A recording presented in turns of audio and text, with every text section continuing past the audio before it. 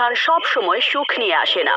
কিছু সম্পর্ক মৃত্যুর ছায়াও নিজের সাথে নিয়ে আসে। এই গল্প হলো মধ্যপ্রদেশের কালীগড়ের।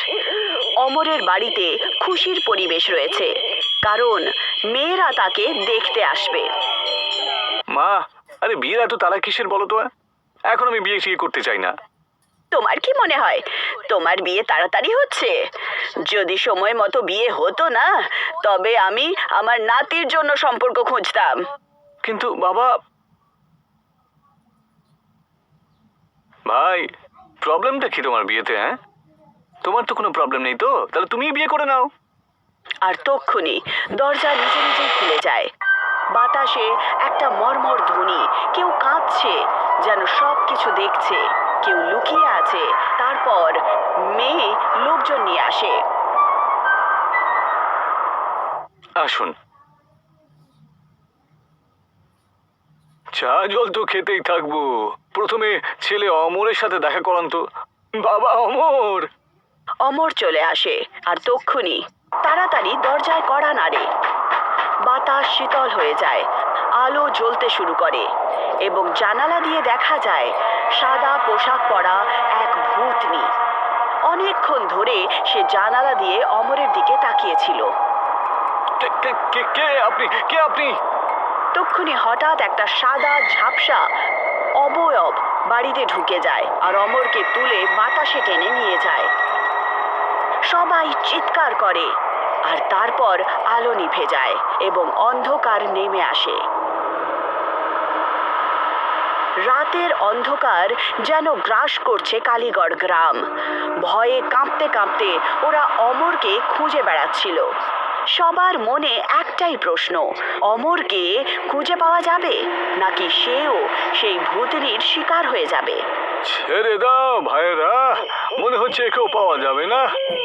একেও পাওয়া যাবে না? তার মানে গ্রামের লোকজন এর আগেও উধাও হয়েছে? হ্যাঁ খোকা, এর আগেও তো 20-25টা ছেলেকে ওই ভূতনিটা উধাও করে দিয়েছে। আজ অব্দি তাদের কোনো খোঁজ খবর পাওয়া যায়নি। চলো গ্রামে ফিরে যাই, আর কিছু হবে না। এইভাবে কি করে ছেড়ে দেবো? আমার বন্ধু ছিল অমর, সবাইকে খুঁজে আমি অবশ্যই আনবো।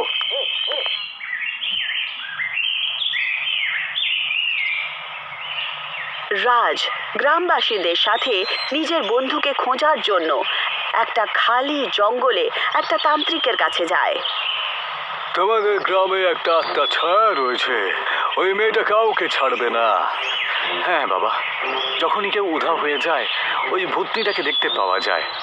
একটা কথা মনে রেখো গ্রামবাসীরা, যখনই বিয়ের কথা হবে ও মেয়েদেরকে তুলে নিয়ে চলে যাবে।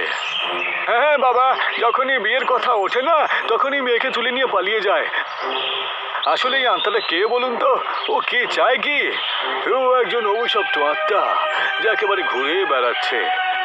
ওর থেকে বাঁচার একটাই উপায়, বিয়ে টিয়ে করো না, বুঝলে?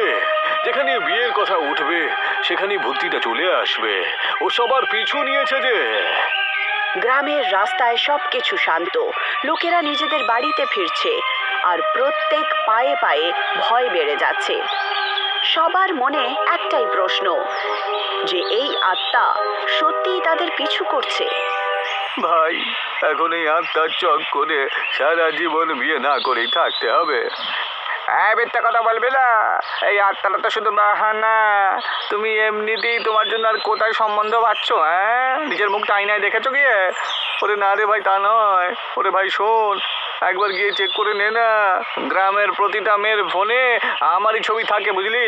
হ্যাঁ, সেই জন্যই তো রাখে তোমার ফটো, যাতে পরিবারের লোককে বলতে পারে যে এইরকম ছেলেকে আমরা বিয়ে করতে চাই না, বুঝলা? আই, তোমরা ঝগড়া করা বন্ধ করো তো, এটা ঝগড়া করার সময় নয়। আরে অন্য কোনো উপায় বের করতে হবে তো। অষ্টম শ্রেণীর বার্ষিক পরীক্ষা প্লাস বৃত্তি প্রস্তুতি কোর্সটি সম্পূর্ণ ফ্রি। এরকম তোমরা ঝগড়া করা বন্ধ করো তো, এটা ঝগড়া করার সময় নয়। আরে অন্য কোনো উপায় বের করতে হবে তো। রাজ কিছুই বুঝতে পারছিল না যে সে করবেই বা কি। সে বেচারা নিজের বন্ধুর জন্য অস্থির ছিল। সে একটা মন্দিরে নিজের বন্ধুর জন্য পুজো করছিল। হে ঈশ্বর, আমার বন্ধু অমরকে রক্ষা করুন। জানি না ওই খারাপ আত্মাটা ওকে নিয়ে কোথায় চলে গেছে। মিথ্যে কোথাকার। আমাকে বলো যে তুমি সব সময় ভগবানের কাছে আমার জন্যই খুশি চাও।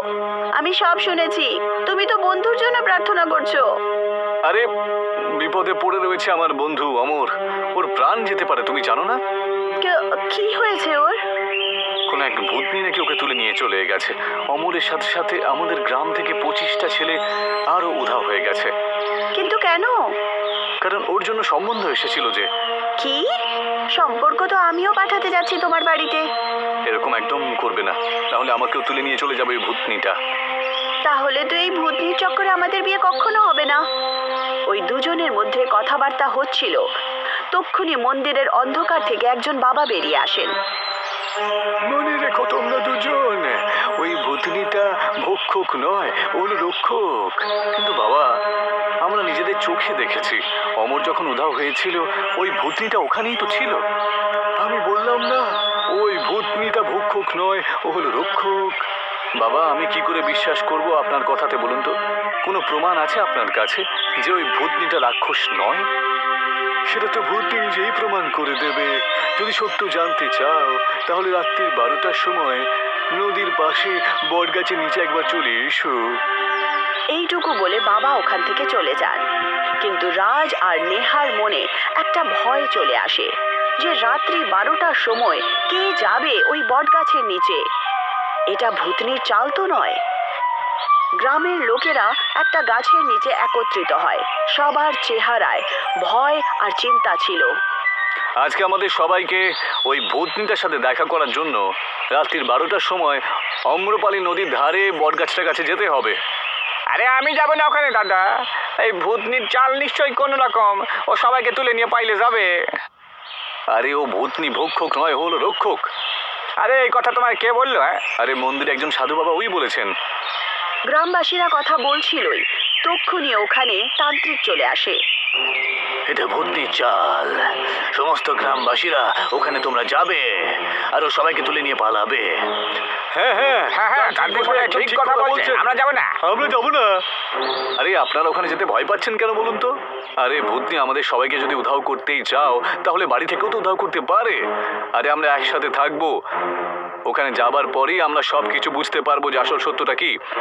এখন তোমরা ভেবে দেখো যে তোমরা কি করবে, কিন্তু একটা কথা মনে রেখো, রাত্রেবেলা বট গাছের তলাতে যে যায় না সে আর কখনো ফিরে আসতে পারে না রে। আমরা আমাদের প্রাণ বাঁচাতে চাই বাবা, আমি যাব না।